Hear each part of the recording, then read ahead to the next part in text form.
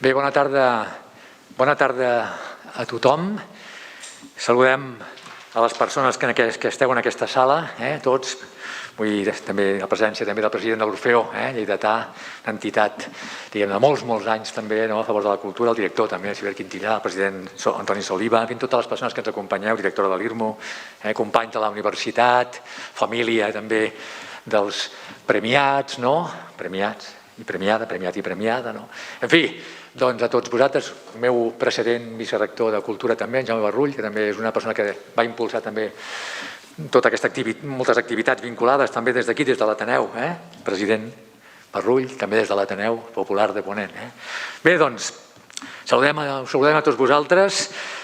i aquells que també ens esteu, aquells i aquelles que també ens esteu seguint, oi, mitjançant la transmissió via streaming. I us agraïm que ens acompanyeu en aquest acte de presentació de l'obra guanyadora de la 6a beca Recerca Històrica de Terra d'Ateneus que convoquen l'Institut Ramon Muntaner i la Federació d'Ateneus de Catalunya i l'editora editorial, que edita Editorial Afers, amb el suport del Departament de la Cultura de la Generalitat de Catalunya i la Coordinadora de Centres d'Estudis de Parla Catalana. Per fer aquest acte m'acompanyen a la taula i els vull saludar també en Josep Santesmases, president de la Coordinadora de Centres d'Estudis de Parla Catalana i vicepresident segon de l'Institut Ramon Muntaner, i també el senyor Pep Morella, president de la Federació d'Ateneus de Catalunya. Moltes gràcies també a tothom per ser aquí. I aprofitem per felicitar ja directament, inicialment, els autors de l'obra premiada, la senyora Montse Bages i el senyor Gerard Pamplona, que després ens parlaran també d'aquest seu treball, Modernitat i Progrés, tal com veiem aquí també en la visió que tenim aquí dalt, evolució ateneística i associativa de les Terres de Ponent 1850-2020. Sigueu, doncs, benvingudes i benvinguts a la Universitat de Lleida, que us rep en aquesta sala noble de l'edifici de Rectorat, Facultat de Lletres, una sala, per als que no la coneixíeu, dedicada a un dels nostres humanistes i contemporanis, en Víctor Siurana, que fou un dels impulsors del Restaurat Estudi General de Lleida, la Universitat de Lleida, una sala que recorda amb els seus vitralls reconstruïts i secularitzats, diríem, el 1992, per l'artista Àngel Jové, que ens recorda que estem en la que fou sala capitular, oi, de l'antic edifici del seminari per la formació dels clergues, aixecat a finals del segle XIX per obra del bisbe Messeguer, que va impulsar aquesta edificació. I una sala que recorda amb el tapís que veieu vostès, que veuen vostès a la meva, aquí a la dreta, obra del mestre Llicé Gironí i Carles del Cló, a partir d'un disseny del que fou professor d'aquesta casa també, d'aquesta universitat, Jesús Mauri. Què ens recorda? Doncs que estem en una universitat que és l'hereva de l'antic Estudi General de Lleida, fundat a finals del segle XIII i amb el que Catalunya, tota Catalunya, s'obria al món dels estudis universitaris europeus. Una universitat que, sense renunciar, evidentment, a allò que és propi del món universitari, la universalitat dels coneixements, no renuncia a unes arrels territorials, a una terra a la que es deu i per la que treballa des de la docència i la recerca. Una mostra més d'aquest enfoc la podeu contemplar en un dels claustres, on hi tenim una peça escultòrica, pensativa, una còpia de l'obra en bronze de Leandre Cristòfol, original en fusta i més petita, que es conserva a Barcelona. Justament una dona, pagesa, treballadora, amb un saber acumulat d'anys, fundat en l'experiència del treball de la terra, de la casa, s'oferta, però amb unes mans grans i acollidores. Per això penso que presentar aquest premi en aquesta seu té molt de sentit. Oi? Els Ateneus, com els centres d'estudis, han estat cabdals en la formació de les classes treballadores, en posar a l'abast de tothom els coneixements, la cultura, en compartir experiències, en unir persones de diferents condicions, procedències, estudis, amb uns mateixos objectius, en interpel·lar els diferents poders, en dinamitzar, en definitiva, la societat per millorar-la i per mobilitzar-la. Per tant, dit això, aquesta petita introducció, passem doncs ara la paraula al senyor Santesmases, que també ens dirà, ens oferirà també el seu Parlament. Gràcies. Molt bé. Bona tarda a tothom. La presentació del 6è volum de la col·lecció Terra d'Ateneus a mi em fa pensar en una cosa que potser comença a ser òbvia, però que crec que val la pena remarcar, que no és altra que l'encert que va significar en el seu moment la creació de la beca i la corresponent línia editorial Afers. A partir de la col·laboració, com s'ha dit, entre l'Institut Ramon Muntaner i la Federació d'Ateneus. I aquí em penso que també cal reconèixer l'encert de l'actitud propositiva que va llançar Lluís Puig quan era director general de Cultura Popular i Associacionisme Cultural i al mateix temps president de l'Institut Ramon Muntaner. Com també la proposició d'incorporar la Federació d'Ateneus al patronat de l'Institut Ramon Muntaner que recentment s'ha acabat de materialitzar. Quan presentem un volum de Terra d'Ateneus, com és el cas d'avui, hi ha la següent beca en curs de realització, que en aquest cas està dedicada al barri de la Barceloneta, de Barcelona,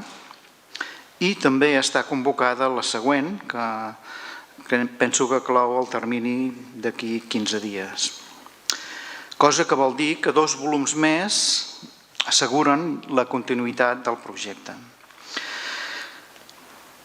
Sabem perfectament que la mateixa història de l'associacionisme atenístic és gairebé inesgotable. Cada treball de recerca d'una nova beca amplia la visió sobre la realitat històrica del món dels Ateneus. Fins ara, a la nostra col·lecció, Vic, Badalona, la Selva del Camp, la Sénia i Brussel·les han estat els indrets objecte d'estudi de les corresponents recerques publicades. En aquest cas, de la 6a beca, no es tracta d'un estudi aprofundit d'uns ateneus concrets, sinó de contemplar la implantació que el model ateneístic ha tingut històricament a les comarques del Segrià i del Pla d'Urgell. Crec que, evidentment, cada treball de recerca publicat a partir de les successives convocatòries té valor per si mateix. En aquest cas serà important, com deien, per conèixer la realitat global de les dues comarques i al mateix temps serà, esperem que sigui, l'esquer per incitar estudis particulars de casos concrets que poden concretar-se de formes molt diverses.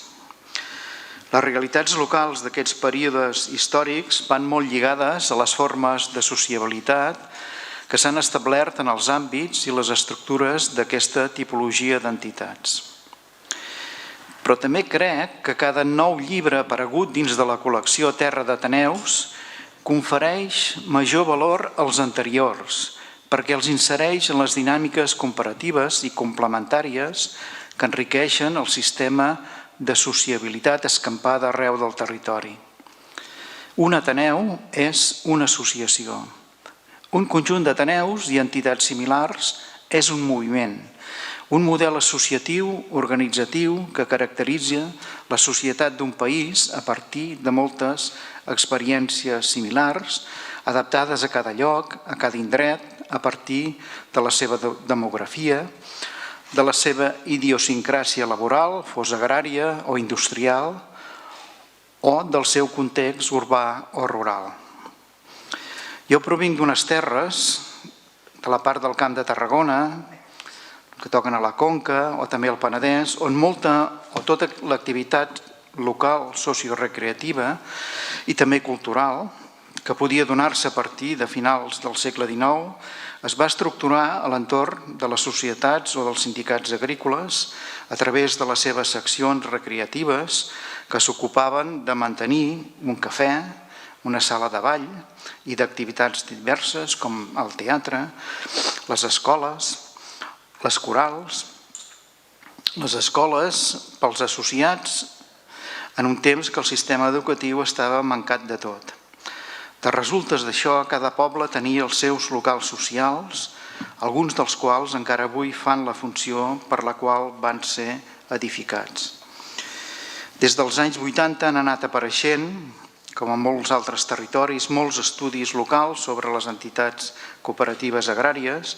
amb els capítols corresponents a les seves seccions sociorecreatives i als seus espais socials.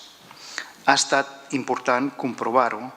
perquè sense contemplar aquestes formes associatives i els seus locals ens perdríem bona part de les essències que van ser claus en cada època,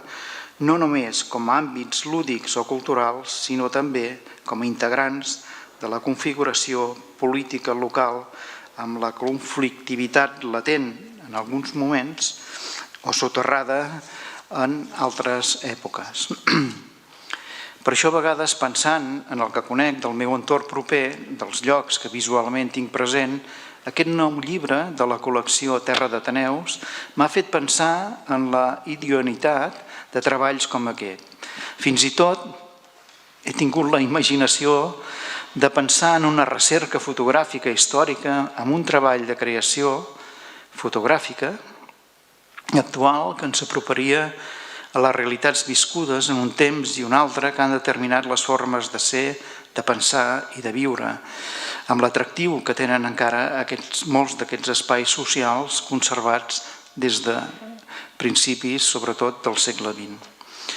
Acabo felicitant a la Montse Bages i al Gerard Pamplona, autors del llibre, esperonant-los a que no deixin de mantenir l'interès sobre el tema per properes i possibles recerques que suposo que ja saben prou bé que són moltes les que es fan possible a partir d'aquest seu treball i que són de molt interès. Moltes gràcies per la feina que heu fet. Moltes gràcies, Josep Santesmasses. I ara passem la paraula al president de la Federació d'Ateneus de Catalunya, el senyor Pep Morella. Hola, bona tarda.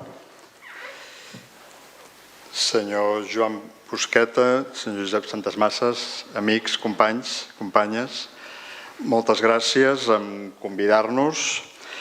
a presentar aquesta sisena beca Terra d'Ateneus i sobretot felicitar a la Montse Bages i al Gerard Pamplona pel seu treball i per la seva feina.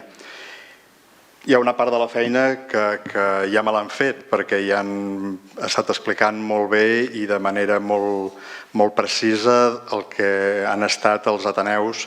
pel país i per la cultura del país i per la societat durant tots aquests anys. És a dir, que jo ja m'he saltat uns fulls perquè la feina ja me l'han fet,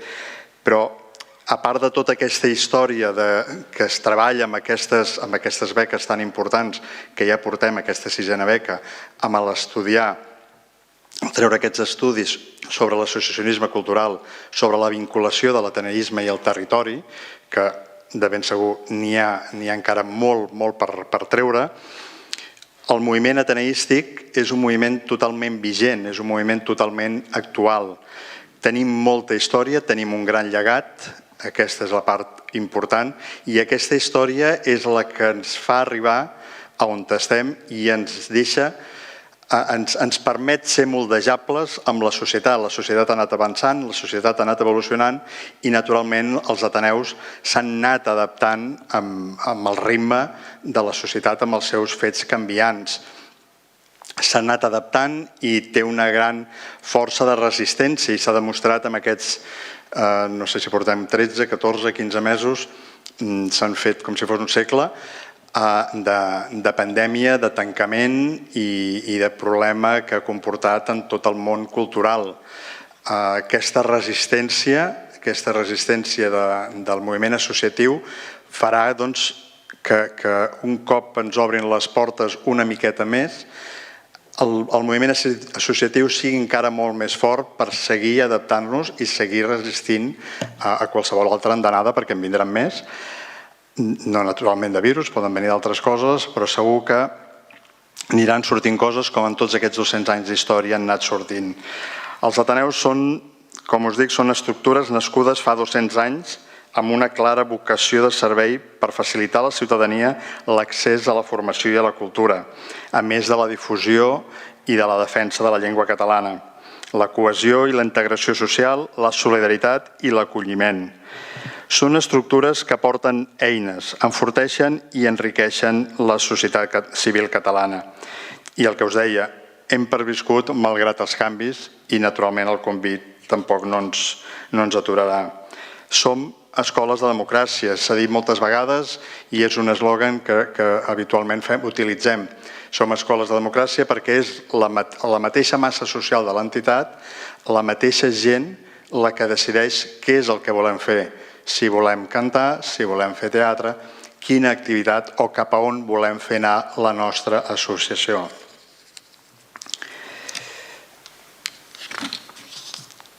Som associacions culturals gestionades des del voluntariat amb professionals no remunerats. I aquest nivell d'adaptació ens fa que en aquest moment ja estiguem incorporant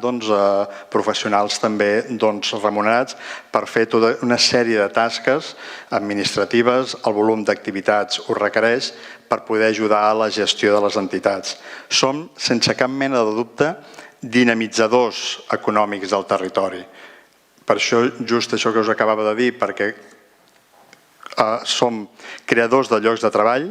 la nostra activitat cultural dinamitza el teixit comercial i de restauració, som cultura de proximitat, estem a 35 comarques de les 41 existents,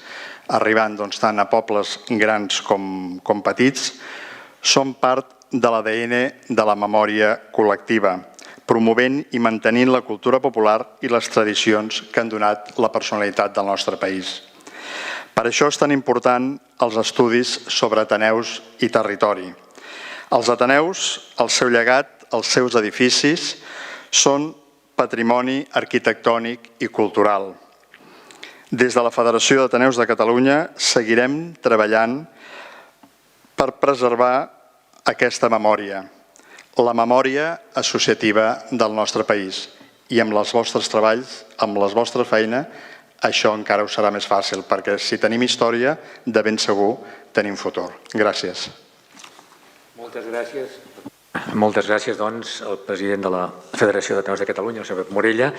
I ara és l'hora dels nostres protagonistes, dels autors. En aquest cas, els dos són dues persones que tenen un ampli currículum, molt treball al darrere, molta activitat, molta aportació a la recerca, molta intervenció, diguem-ne, també la dinamització cultural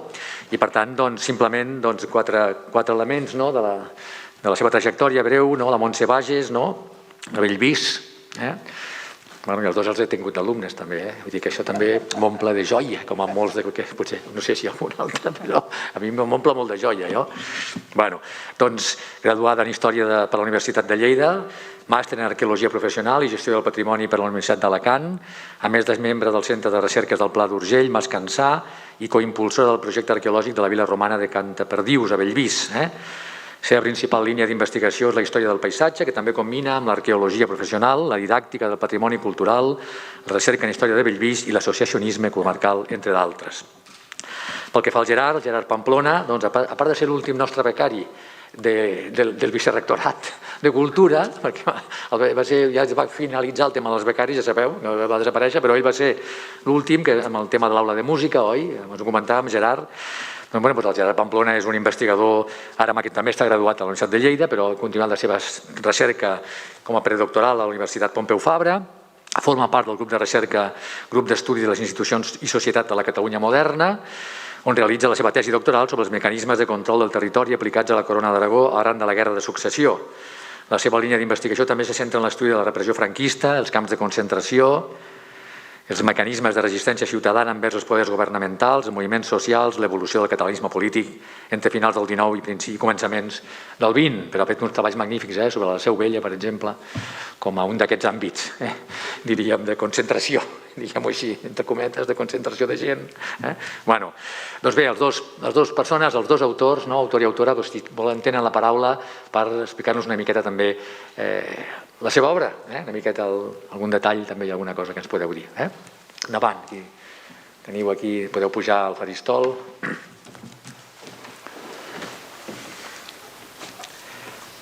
Aquesta obra... Vale? Sí? Vale, sí. Sí.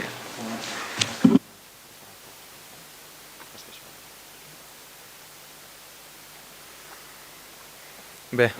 moltes gràcies a tots per estar aquí. Primer de tot voldria fer un petit homenatge a les víctimes de la Covid-19. Aquest llibre ha estat escrit durant la pandèmia i no ha estat fàcil. I bé, un escalf a totes aquelles víctimes. Dit això, estem especialment agraïts a la nostra casa, que és la UDL. Aquí vam passar 4 anys. El primer dia d'universitat vam estar aquí. I ara presentem un llibre.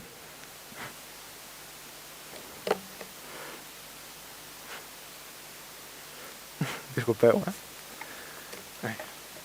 I bé, ara passem als agraïments. Se sent, més o menys? Per començar, volem agrair poder fer aquesta beca i la investigació a la Federació d'Ateneus i l'Institut Ramon Muntaner i també a l'Editorial Afers per publicar-nos-la i també a les entitats que ens van avalar el projecte per presentar la beca i que ens van ajudar també a millorar-lo, com el Centre de Recerques del Pla d'Urgell Mascansà, el Centre d'Estudis Comarcals del Segrià, l'Ateneu Popular de Ponent i l'Ateneu Golmesenc. I també a la Universitat de Lleida per acollir aquest acte i a la Coordinadora de Centres d'Estudis de Parla Catalana també per coordinar tota la beca i la presentació.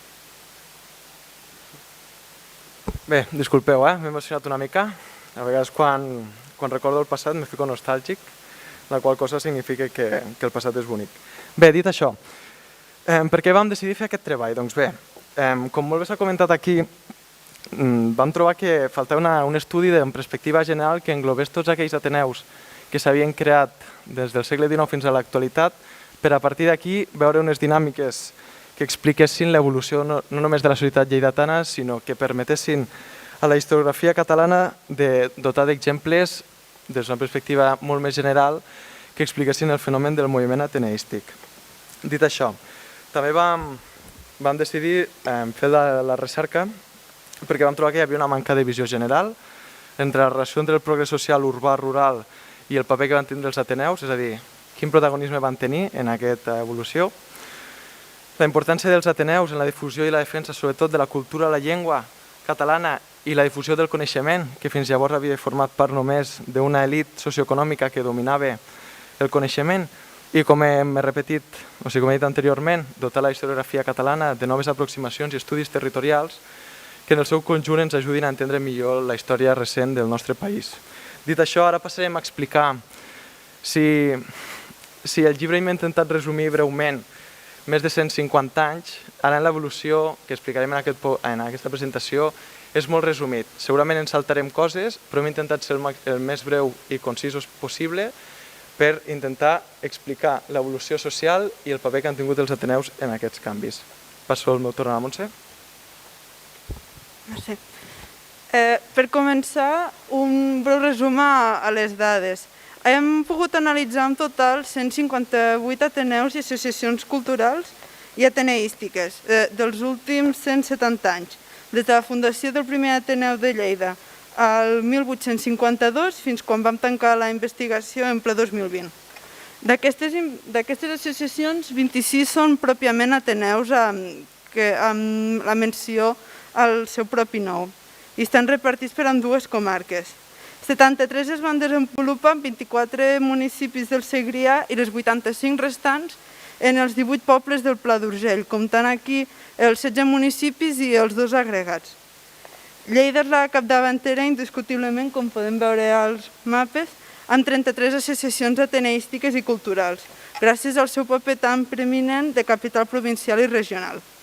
La segueix Mollerussa, amb 28 entitats analitzades. Aquest fet es deu més a la voluntat d'esdevenir una capital econòmica, administrativa, social i de serveis d'aquesta nova ciutat en un inici, el paper que amb els anys ha pogut mantenir i ampliar notablement, que no pas pel seu paper demogràfic sobre el territori al llarg dels darrers segles. I els següents municipis, ja amb moltes menys entitats d'aquest tipus, són Artesa de Lleida i Linyola amb 7 i Barbens i Ivars d'Urgell amb 6. La majoria d'altres pobles amb ateneus ja es compten 1, 2 o 4 o 5 com a molt. Això evidencia que l'ateneisme i l'associacionisme de les poblacions de Ponent no depèn únicament de la quantitat de població que tenen, sinó també de les necessitats socials i polítiques del seu veïnat i de les xarxes socials que puguin crear. També hem observat que les ciutats, a l'hora que concentren la majoria de serveis per la població comarcal, també són el principal lloc de reunió dels habitants dels pobles, de manera que en molts municipis la baixa quantitat d'ateneus i associacions culturals es deu a la proximitat i a les nombroses relacions socials, culturals i polítiques amb les capitals, com per exemple es veu amb els casos de l'Ateneu Intercomarcal Mascansà i el Casal Popular L'Arreu. Bé, com les dades que hem comentat ara simplement evidencien el que expliquem al llarg del llibre i també la mateixa evolució cronològica dels Ateneus ens evidencien aquelles tendències lligades amb el context polític, sobretot, i econòmic de cada moment. En el llibre expliquem el que podrien ser considerades 3 grans onades ateneístiques i de difusió del moviment associatiu al territori. La primera, indiscutiblement, té un lideratge en la capital de la província, que és Lleida, que va ser la primera ciutat on es van desenvolupar aquests espais, però posteriorment, a finals de la dècada del XIX, i coincidint amb la creació de noves infraestructures que van dotar el territori del Pla d'Urgell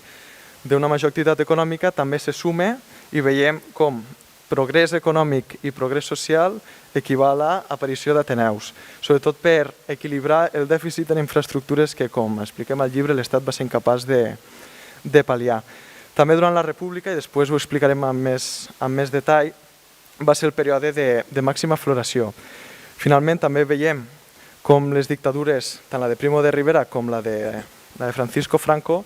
van suposar un veritable sotrac pel moviment, però això no va impedir la seva resistència i que, passats els anys i finalitzades les dictadures, revisquessin. I ja per últim també, i com aquestes dades poden observar, l'últim període va ser amb la transició i el naixement de la democràcia. Dit això, ara passarem a l'anàlisi ja més històric que començarà a explicar la meva companya.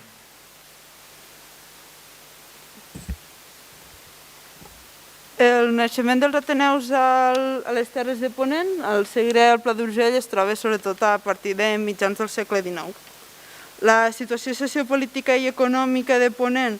en aquells moments va estar especialment influenciada pels esdeveniments polítics i socials que succeïen, com hem dit, a escala espanyola i també a la pròpia capital provincial. La ciutat de Lleida es va anar consolidant com a mercat i centre urbà més important de la Catalunya occidental i també de la Franja de Ponent, per convertir-se en l'eix vertebrador del teixit econòmic, social i polític del seu territori.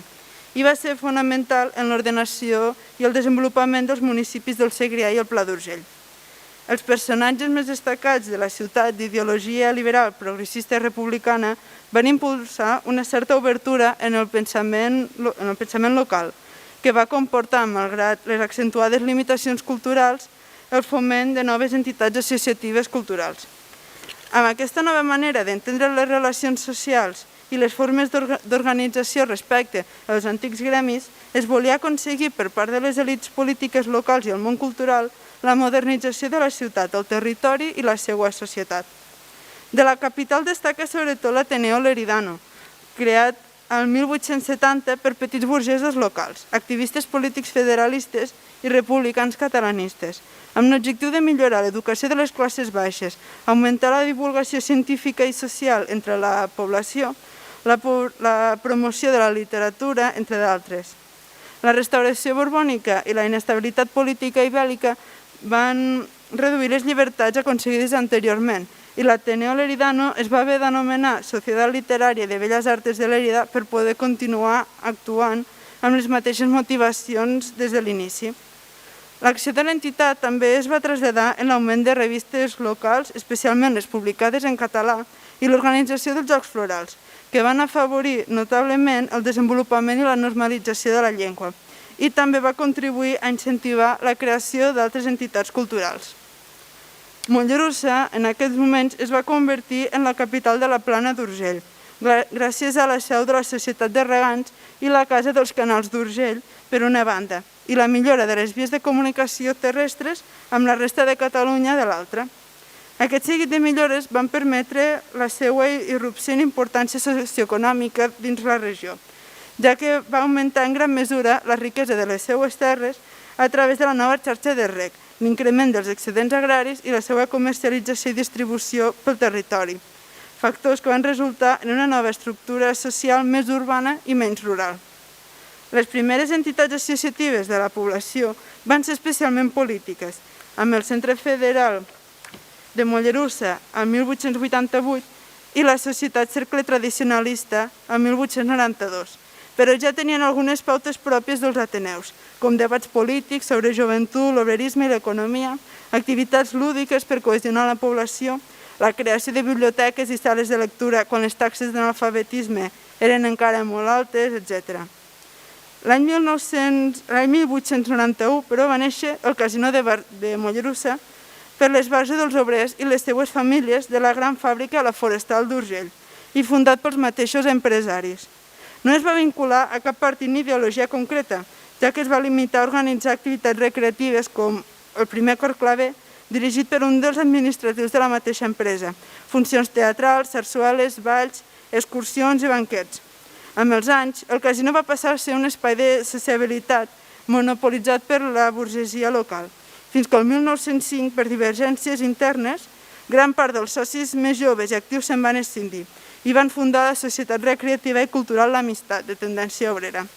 L'Amistat va arribar a ser l'Ateneu més important de Mollerussa al llarg dels anys, malgrat tots els canvis polítics viscuts, i el més longeu d'ambdues comarques estudiades quan es va dissoldre amb 93 anys d'història.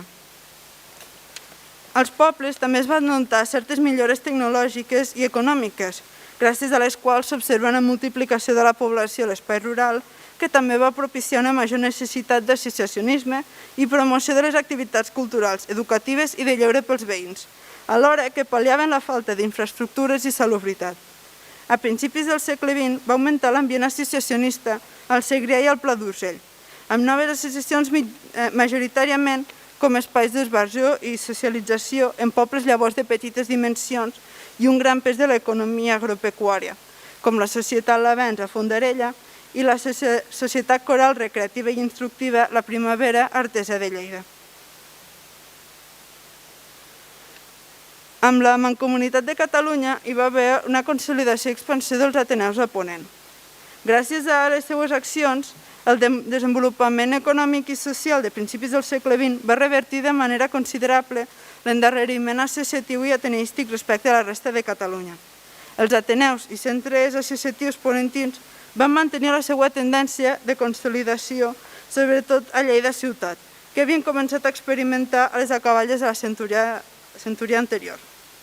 Entre 1914 i 1923 van fundar-se més de 20 associacions, principalment casinos i centres recreatius, sumant tant el Segrià com el Pla d'Urgell.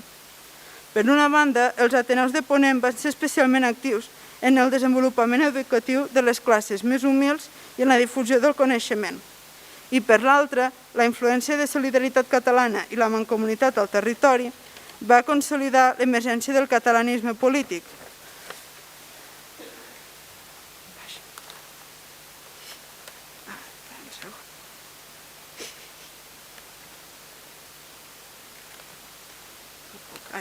Problemes del directe, amb la qual aquests anys van esdevenir els més prolífics pel que fa al nombre d'ateneus encara actius o nous que van dinamitzar socialment i culturalment el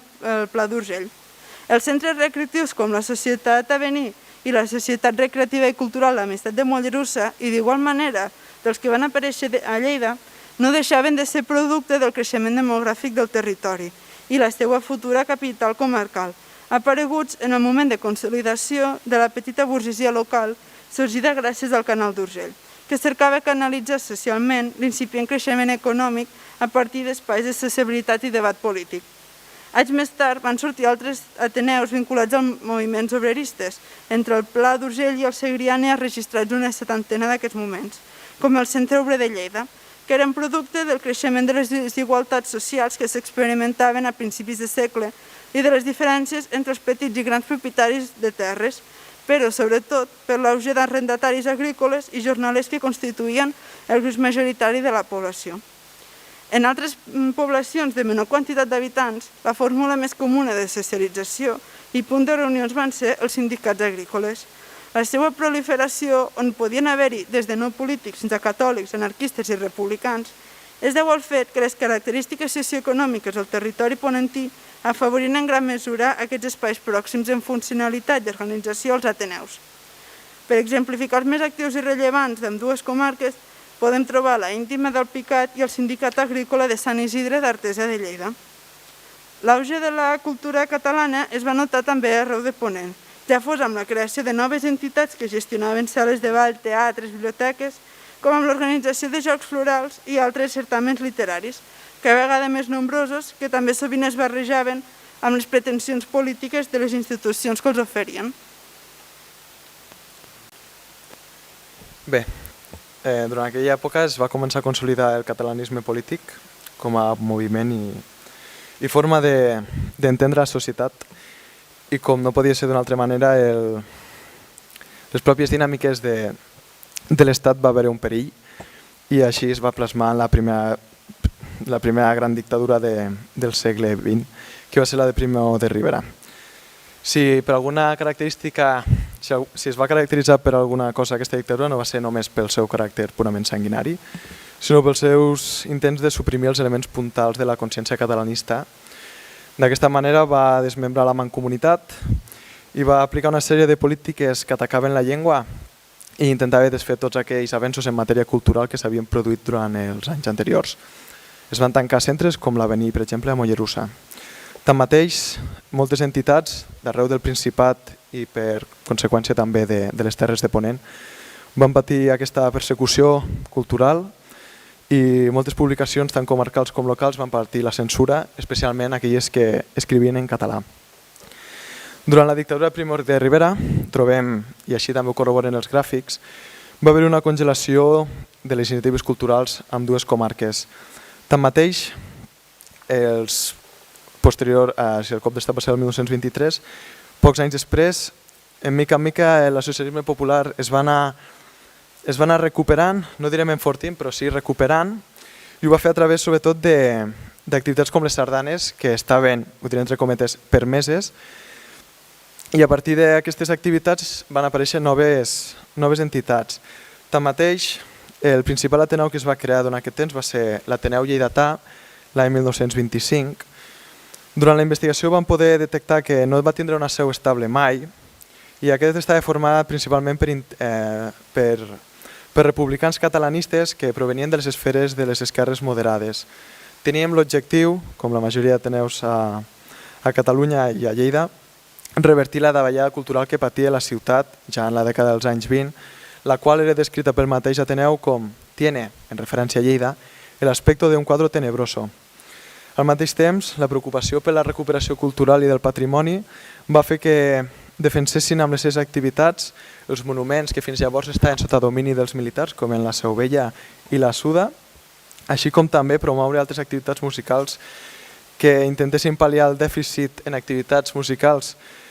a causa del tancament d'entitats dutes a terme durant la dictadura. De la mateixa manera que havien fet moltes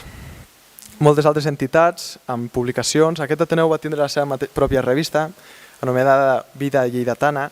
que va publicar més de 100 publicacions de caràcter cultural, històric i literari en llengua catalana entre 1926 i 1930.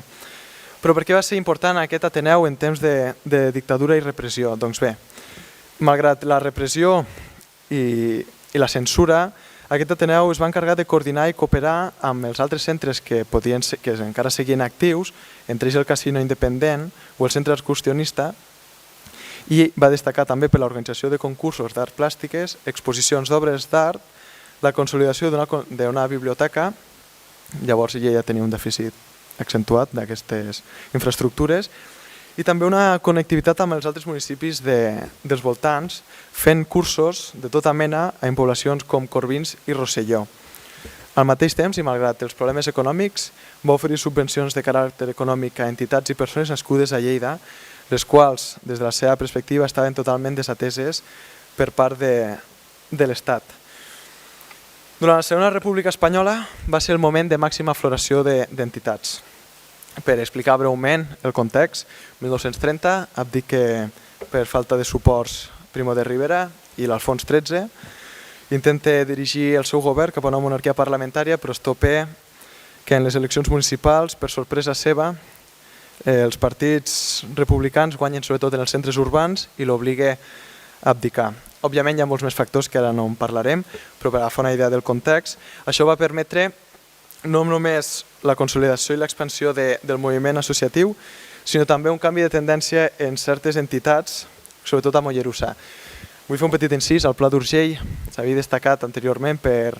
no només pels republicans, sinó per també una concentració potent de les visions conservadores i dels propis carlins, i és interessant veure com el Casino Mollerussenc va aprofitar aquest nou context per situar-se amb els guanyadors, és a dir, els republicans, per canviar-se el nom a Casino Republicà Català. És a dir, el context marca les tendències de moltes entitats. Sigui com sigui, també val a dir que l'Esquerra Republicana va ser el partit majoritari del territori, doncs la dreta mai se va sentar amb força i el que va ser la Lliga Regionalista anteriorment i posteriorment la Lliga Catalana hem pogut detectar al llarg del treball que no va tindre uns suports tan amplis com van tindre Esquerra Republicana. Llavors, això ens porta a considerar Lleida un territori majoritàriament republicà.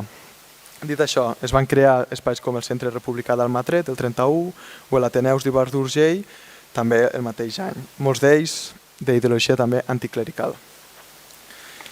Abans he fet referència a l'Ateneu Lleidatà. L'Ateneu Lleidatà va fer la seva funció durant la dictadura de Primo de Rivera, però amb l'esclat de noves associacions va perdre la major part dels seus membres i aquests es van reubicar en altres espais. Doncs bé, si hem mencionat molt Lleida, però és que Lleida és l'espai on es van concentrar la majoria de centres. En podem destacar dos, i faig referència a aquests. El primer va ser l'Ateneu Llibertari, d'ideologia anarquista. Es va crear el novembre del 1933 i va ser impulsat per personatges il·lustres de la capital, com Félix Lorenzo, Jacint Borràs o César Broto, els quals molts d'ells ostentaran càrrecs polítics durant la Guerra Civil. Alguns d'ells inclús serien alcaldes de la ciutat com Magro Merodio entre el 37 i el 38. Tanmateix, vam detectar que el 1934 les activitats de l'Ateneu cessen i si ho fiquem en el seu context, Casas Viejas, la repressió del moviment anarquista, doncs considerem que l'Estat va aplicar la repressió a moltes entitats i comunitats anarquistes i per tant aquest Ateneu no es va lliurar. Tanmateix, el 1937, i en un context ja bèl·lic, l'Ateneu va renéixer i tot i el context bastant precari va sincronitzar-se per fer cursos a la resta de municipis, va crear un gimnàs, va fer activitats musicals, una biblioteca i inclús va editar la seva pròpia revista Acracia, sota la direcció de Magro Merodio. L'altre Ateneu que destaca durant el període de la Segona República va ser l'Ateneu Popular Lleidatà. Va tindre una vida curta, d'aquest hem trobat molt poca informació, possible també pels pocs anys que va estar, però de la informació que hem pogut trobar sabem que ideològicament era menys revolucionari que l'Ateneu Llibertari i estava format sobretot per sectors progressistes i artistes locals. La majoria d'ells estaven vinculats al BOC. El primer president va ser el Nicolás Martínez i el seu primer secretari va ser en Pau Xuriguera. Pel que vam poder trobar, el van tancar el 35, el que ens portaria a pensar que aquest Ateneu estava vinculat estretament amb els moviments catalanistes que, si recordeu, els fets d'octubre del 34, i arran de la repressió que es va aplicar, arran d'aquests successos, doncs l'Ateneu va tancar. Dit això, ara explicaré molt breu aquest període. Al llibre ho detallem més, però si no, això dona també per una conferència. Mencionar que el franquisme va afectar bàsicament tot el desenvolupament associatiu i ateneístic tant de Catalunya com el Principat i les conseqüències socials, polítiques i econòmiques derivades de la repressió van afectar, inserir i canviar pràcticament tots els aspectes de la vida pública i privada dels ciutadans de Catalunya i l'Estat. Com a resultat d'aquest canvi, no és estrany que l'Estat tingués com a blanc a batre els ateneus i altres espais culturals que promoguessin una visió diferent i divergent de la que ells volien aplicar en el país. Per exemple, moltes entitats van ser tancades o il·legalitzades directament, com l'Ateneu d'Ivars d'Urgell o altres agrupacions com l'Amistat de Mollerussa. Molts membres i dirigents d'aquests ateneus van ser perseguits i van rebre els càstigs que van rebre també molts combatents republicans. Un cas que vam poder trobar i constatar durant el transcurs de la investigació, malgrat el tancament d'arxius que es van produir amb l'estat d'alarma, va ser el cas de l'Antonio Crisent. Aquest era un membre de l'Ateneu Llibertari que va ser perseguit, considerat com un peligro i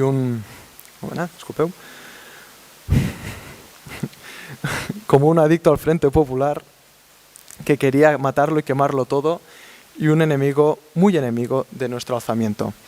Doncs aquesta persona no sabem exactament com va acabar, però pel seu informe creiem que bastant malament.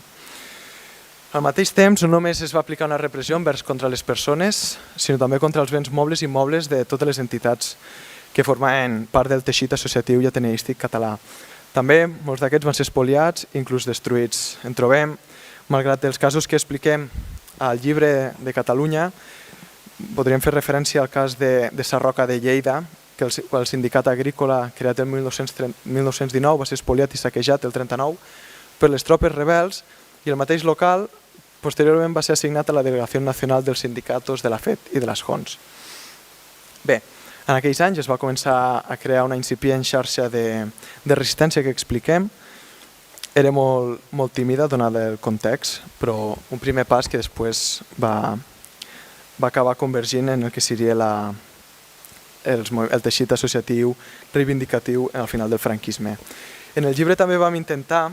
i ens va semblar molt interessant, contraposar tota la idea que, com han explicat molt bé els membres anteriors, què significa un Ateneu i què significa l'associacionisme i quina és la seva idea de base, i comparar-ho amb la idea de base del franquisme, molt més jeràrquica, vertical, envers un moviment ateneístic horitzontal i de caire popular. Llavors expliquem l'iridanisme i com a partir de les institucions i de les elits, direm, intel·lectuals, van intentar promoure una visió que trenqués tota aquella feina que anteriorment s'havia fet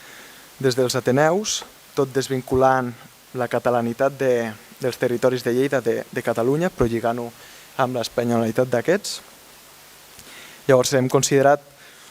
hem vist les diferències dels mètodes de treballar i les maneres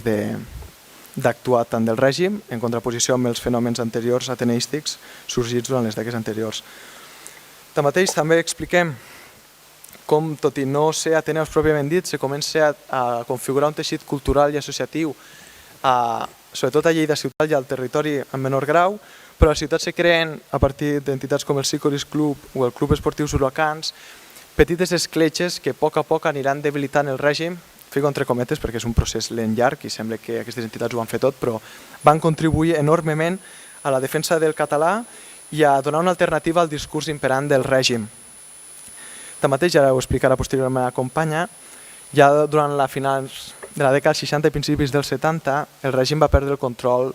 del discurs cultural de la ciutat, sobretot, i el rumb que agafava aquesta, i sumat a les greus problemàtiques en la xarxa, per exemple, d'aigua potable, construcció d'habitatges, salubritat dels edificis, dels carrers, de l'enlluernat, va provocar que la societat busqués mecanismes per no combatre en el terme que podríem entendre actualment, sinó almenys donar a entendre a l'Estat que hi havia problemes i que si no actuaven podrien haver conseqüències. I aquí és on se crea la llavor, per exemple, del que ara explicarà la meva companya, de l'Ateneu Popular Lleidatà.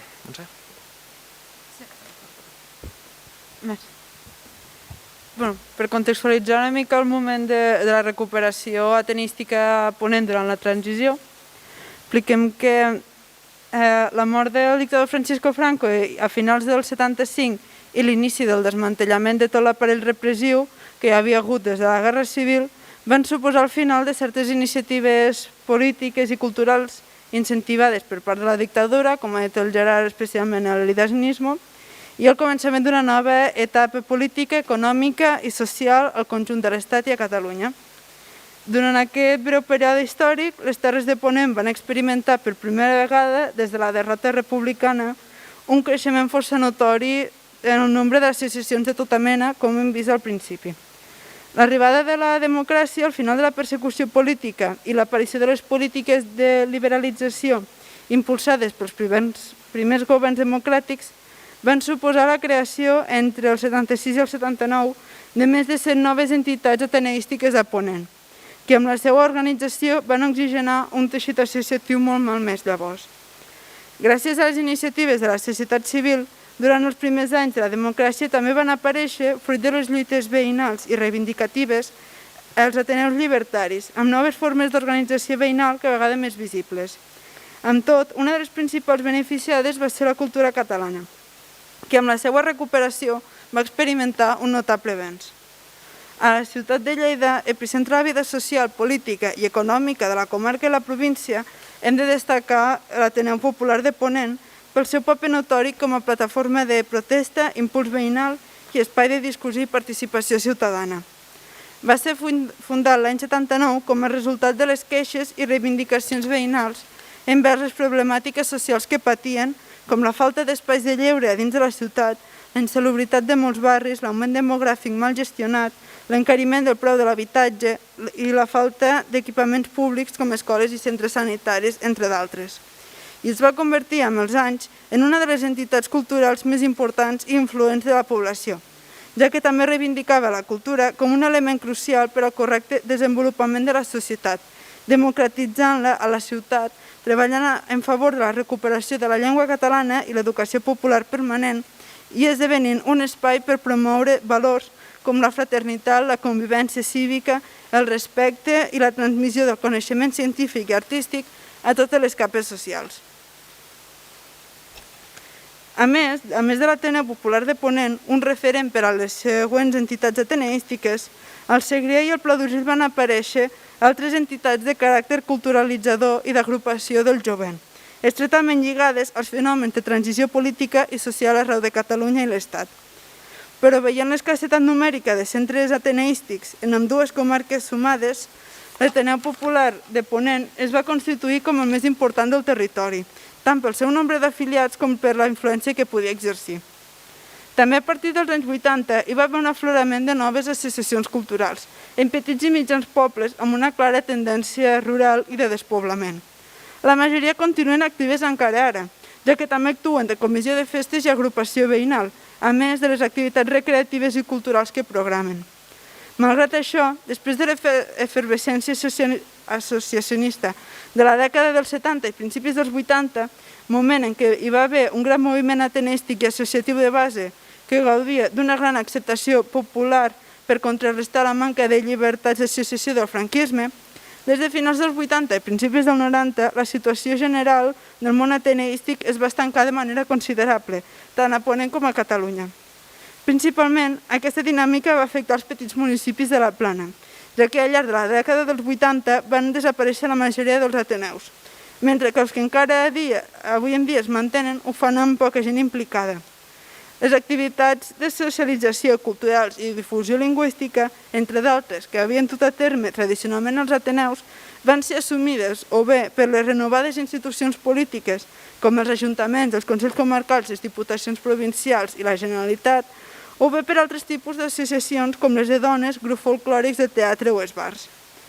Aquesta tendència a la baixa va estabilitzar-se a partir dels anys 90, quan es van crear nombroses entitats en els pobles mitjans de la Plana per gestionar, per exemple, la publicació de revistes locals, algunes de les quals es van ampliar amb la difusió i publicació de novetats científiques i literàries.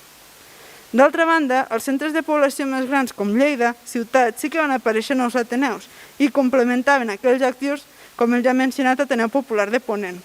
que enfortien el moviment, aglutinaven sensibilitats diferents i els feien adaptar a les noves demandes socials, com l'Ateneu Independentista de Ponent i l'Ateneu Llibertari.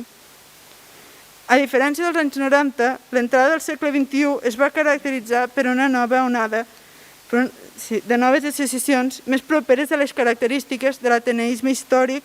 o directament per la creació de nous ateneus que aglutinaven i reivindicaven diverses sensibilitats socials, polítiques i culturals. De la mateixa manera que el Segrià, amb el nou segle XXI, el Pla d'Urgell van retornar amb més força els moviments i inquietuds culturals per part de noves generacions que no es conformaven amb la cultura que duien a terme les administracions oficials locals capitanejades pel nou Consell Comarcal. I en aquest context es va crear l'Ateneu Popular Plana d'Urgell l'any 2001 i el Casal Popular l'Arreu el 2008. Una menció especial als anys 80 és per al paper dels ateneus en la creació de la comarca del Pla d'Urgell, que permet entendre el posterior avenç associatiu a la comarca. En el context de democratització política i territorial de Catalunya, va néixer el 1988 el Pla d'Urgell com una comarca administrativament independent. Malgrat ser una entitat geogràfica i cultural històrica, la creació ja va ser debatuda des de l'inici del projecte de divisió territorial de la Generalitat de Catalunya durant la Segona República. Una mostra la trobem el 1933, quan la Societat Recreativa i Cultural L'Amistat es postulava, juntament amb diverses entitats econòmiques i socials locals, a favor que Mollerussa fos la nova capital comarcal de l'Urgell, tot independitzant-se del Segrià i prenent la capitalitat comarcal a Targa. El projecte va quedar suspès durant el franquisme, però amb la recuperació de la Generalitat a partir del 1977 es va reactivar el debat de la divisió comarcal catalana. Gràcies al gran desenvolupament demogràfic i econòmic de Mollerussa a les dècades dels 60 i 70, la ciutat havia aconseguit ser la capital de facto de la plana d'Urgell i va projectar la seva vitalitat econòmica a tota la plana regada. Era el centre del comerç de les àrees rurals del seu entorn i es tenia la seva influència gràcies a la situació estratègica que teníem. Les accions per reivindicar la creació de la comarca del Pla d'Urgell, ja fos capitanejada per Mollerussa o compartint amb Bellpuig, dutes a terme tant des dels ajuntaments com des de la població de base, van tenir el reflex en l'àmbit ateneístic amb la creació de l'Ateneu Intercomarcal Mascansà el 1986. Impulsat per Ràdio Ponent, l'Ateneu es va configurar com un espai de trobada cultural i social que defensava la creació de la nova comarca a partir de la cohesió dels diferents pobles que la volien integrar. Un cop aconseguida la nova comarca, l'administració comarcal i municipal va passar a encapçalar les activitats culturals del territori, tot fent decaure les accions de l'associacionisme en general i de l'Ateneu Intercomarcal Mascansà en particular, fins que es va dissoldre el 1994. Ja més recentment, des del naixement del Casal Popular l'Arreu al 2008 fins al 2013 hi ha un parèntesi associacionista. Algunes de les causes principals estan associades a la greu crisi econòmica mundial del 2008, que va desembocar una profunda crisi social i va afectar sobretot unes classes socials, classes populars, que tradicionalment havien nodrit les associacions del Segrià i el Pla d'Urgell. També va influir el fet que, a partir dels anys 80, les associacions cada vegada depenien més de les subvencions de les administracions públiques i menys de l'autofinançament, de manera que les retallades als pressupostos públics les van afectar molt directament. Però poc temps després del sotrac econòmic del 2008, que també havia aturat les activitats socials i culturals, en diversos pobles va haver la necessitat de reprendre o fundar noves entitats que dinamitzessin la societat en aquest sentit. Un dels factors més importants va ser, i continua sent, la gran implantació d'iniciatives solidàries com la Marató de TV3 a tot Catalunya, amb una forta presència també a Ponent. A partir d'aquesta festa solidària i els vincles veïnals que comporta la seva organització, al Pla d'Urgell i al Segrià s'han creat noves associacions culturals i ateneus com l'Ateneu Golmesenc. Per altra banda, també s'observa que el procés independentista català va ser, i encara ho és, un dels factors d'aglutinació de la població de Ponent i de la creació de nous ateneus i associacions culturals, ja siguin entitats locals que ho promouen, com de revitalització i posicionament polític d'altres que ja existien. I el tercer factor de creació ha estat la reestructuració de l'esquerra catalana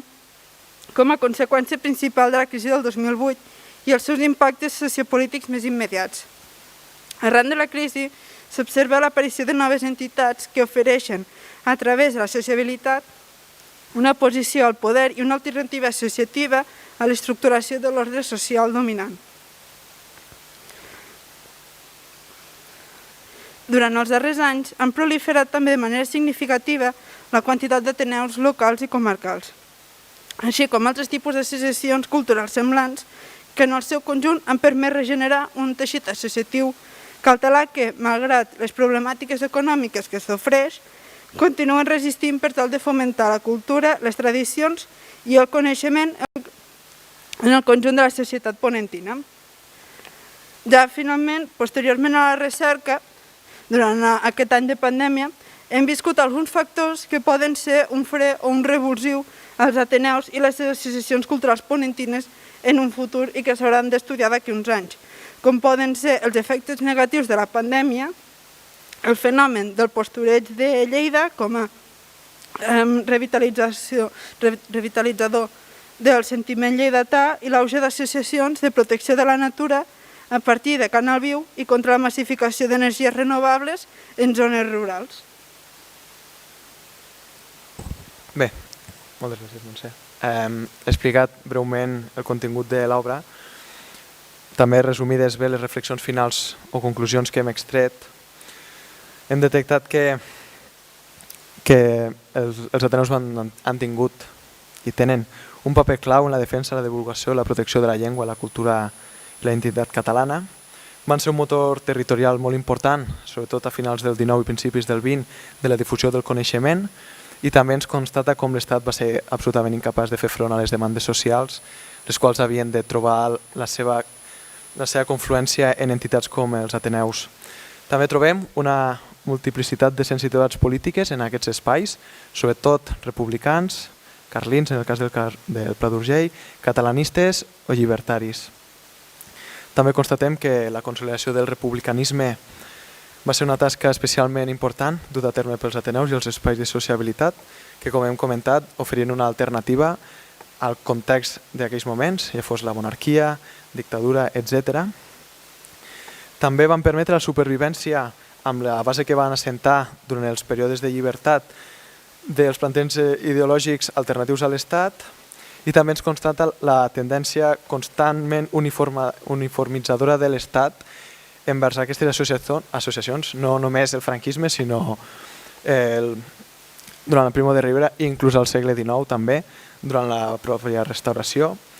I finalment, uns elements absolutament cabdals en la defensa dels valors democràtics i republicans, especialment amb força durant finals del XIX i durant la transició, i també detectem el desequilibri territorial que sofreix Ponent. A vegades tendim des de Lleida a visualitzar la centralització de Catalunya de Madrid, però a Catalunya sofrim una centralització també força considerable per part de Barcelona i dins de Lleida, de la província, de la mateixa ciutat. Llavors això ens porta a pensar que si no es fan teixits associatius forts en els municipis que actualment perdem població, al final acabarem tots vivint en centres urbans i no hi haurà ningú als municipis. Dit això, moltes gràcies per la vostra assistència aquí i donar-vos les gràcies.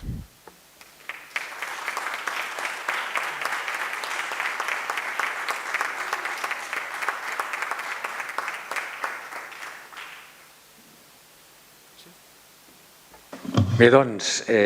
moltíssimes gràcies a la Montse, Gerard, per aquesta aprofundida revisió del llibre, que el que ens fa és donar-nos moltes ganes de llegir-lo, perquè realment hi ha un munt d'informació aquí que jo crec que, no sé, perquè no ho he llegit, però que va més enllà dels Ateneus, fins i tot, perquè hi ha moltes entitats de caràcter cultural, ara estic pensant justament en l'Orfeó Lleidatà, que paper tan important va tenir en la defensa del català en els seus moments difícils, va ser el primer lloc on es van donar classes de català, per exemple, amb molta importància, i tot aquest que treballeu, perquè ara estava mirant també la llista, veia també tota aquesta magnitud de centres que tenen aquest concepte ateneista en conjunt, no cal que es diguin a vegades Ateneus, sinó que tenen aquest concepte de defensar aquests valors de la cultura, de la democratització de la cultura, de l'associacionisme, molt bé com s'ha dit, i de portar la cultura a tothom. Nosaltres ara estic... Clar, aquí estic veient el Jaume Barrull, per exemple, que va ser president de l'Ateneu, i després vaig ser jo president de l'Ateneu Popular de Ponent, i la veritat és que em sentim molt contents també que s'hagi reflectit també aquesta importància que va tenir en el seu moment també una entitat com la nostra i com totes les altres, però clar, ja que aquí es compra una mica cap a casa, perquè evidentment doncs estem aquí. I de fet, doncs, nosaltres aquí estem a la universitat, però el concepte, almenys que la gent que hem estat a l'Ateneu i que ens hem forjat també a l'Ateneu i que hem forjat bona part de la nostra vida cultural i associativa i d'intervenció i interpel·lant quan sigui necessari moltes qüestions, i estem també a la universitat, doncs fa que tinguem aquest contacte i que aquest contacte el vulguem mantenir. És a dir, que procurem mantenir contacte des de la universitat també amb els centres d'estudis, amb els Ateneus, amb l'Orfeó, amb tot aquest ventall de possibilitats, perquè en el fons en tots aquests llocs hi ha persones amb diversa formació, amb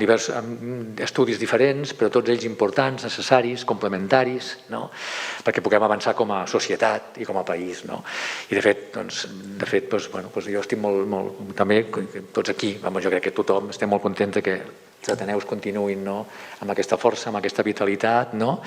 i que els centres d'estudis, evidentment, doncs, tinguin tot centenars de centres que estan també cada vegada n'hi ha més i fent tota aquesta feinada i publicant i, en fi, i tot plegat, perquè realment el que ens ha aguantat històricament ha estat això, i espero que continuem així, és a dir, que tinguem tota aquesta capacitat des de la base, des de la base per aixecar amb els millors fonaments possibles, com sempre ha estat un model de societat. Jo no sé si cal o no, o sí o no, models estatals, però si més no, una societat forta, solidària, competent i que s'ajudin els uns als altres, i els ateneus en aquest sentit crec que tenen aquest paper, i nosaltres hem de donar acollida a tota aquesta, a fer-los nostres també, des de qualsevol àmbit. De manera que moltes felicitats de nou als autors d'aquesta obra, a les entitats, evidentment, que hi doneu suport, que convoqueu i que ho heu fet, l'Institut Ramon Muntaner, la coordinadora, la Federació d'Ateneus, l'Editorial Afers.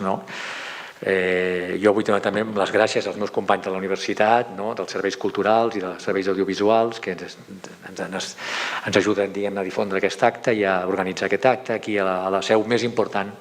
a la sala més important que tenim a la universitat, que és aquesta, i per tant crec que això li dona també un relleu molt notable a tota aquesta activitat. Per tant, esperant llegir amb candeletes ja aquest llibre i que pugueu continuar, com s'ha dit, com us han dit també, com pugueu treballant en aquesta línia, que de fet és una línia per reforçar la importància de que, com hem dit en altres ocasions, d'aquests llocs, d'aquests àmbits que són petits, petits però grans en els seus objectius, grans en la seva activitat, però petits en quant a la dimensió.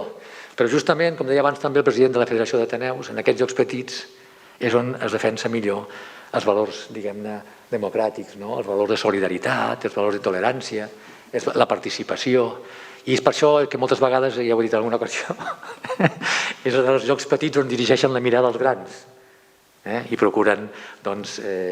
obviar-los o tapar-los o el que sigui. Per tant, s'ha de lluitar des dels llocs petits, sempre,